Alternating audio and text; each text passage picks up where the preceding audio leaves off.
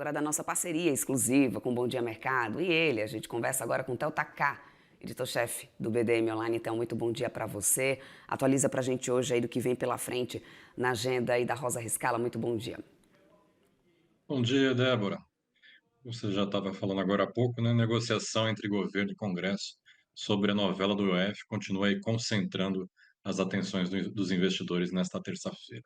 O ministro Fernando Haddad deve apresentar aí um acordo que reduz o impacto do IOF na economia, além de propor medidas estruturais, né? O desfecho dessa novela pode sair ainda hoje, antes da viagem do presidente Lula, que o presidente Lula fará à França, né?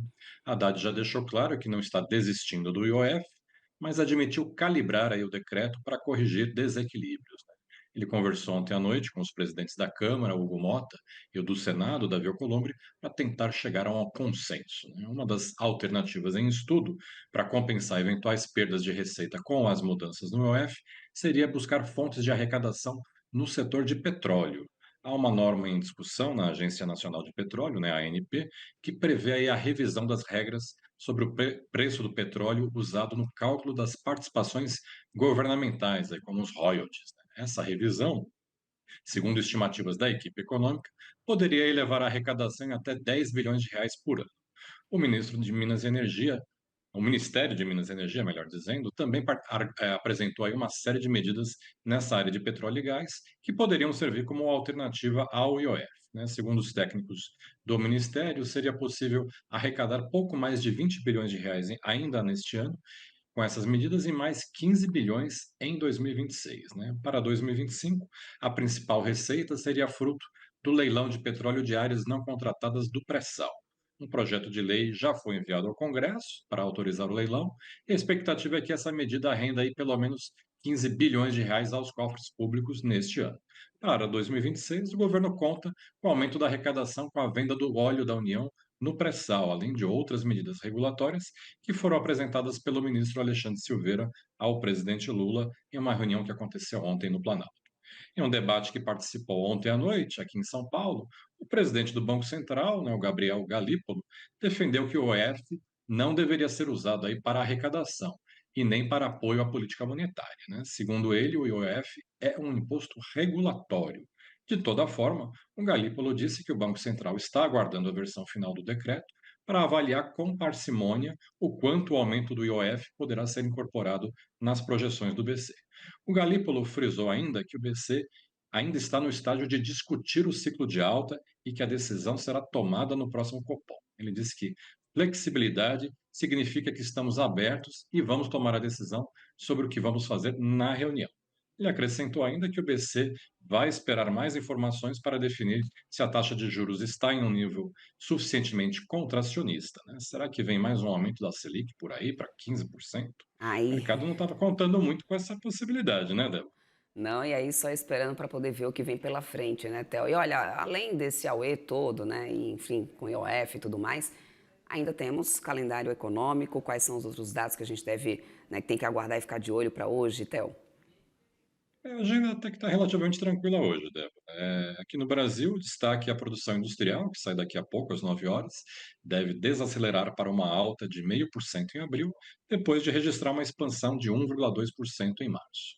Lá fora, saiu agora cedo a prévia do dado de inflação ao consumidor na zona do euro, que ficou em 1,9%, pouco abaixo da previsão do mercado, que era de 2%, e também inferior aí à meta do Banco Central Europeu, né, o BCE, que é de uma inflação de 2%.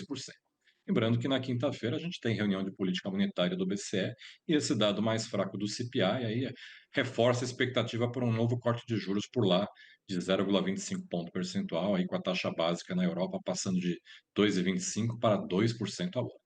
Também na Europa saiu agora cedo a taxa de desemprego na zona do euro, que ficou em 6,2% em abril, em linha com o esperado e pouco abaixo dos 6,3% de março, igualando o recorde de taxa mínima de desemprego na região, que foi registrado em dezembro do ano passado, Débora. Uhum. Bom, aí mais alguns dos destaques, né, que a gente tem para hoje. Enquanto isso, na Europa a gente tem sinais já de recuperação, né? A gente também teve dados aí importantes sendo divulgados essa manhã. Também tem China, que surpreendeu bastante aí nessa madrugada, né, com mais dados econômicos. Então conta pra gente aí que dado foi esse da China e será que isso deve impactar muito ainda hoje ou essa semana nas negociações, Theo? É, né? Enquanto a Europa está indo bem, a China surpreendeu por ter ido mal.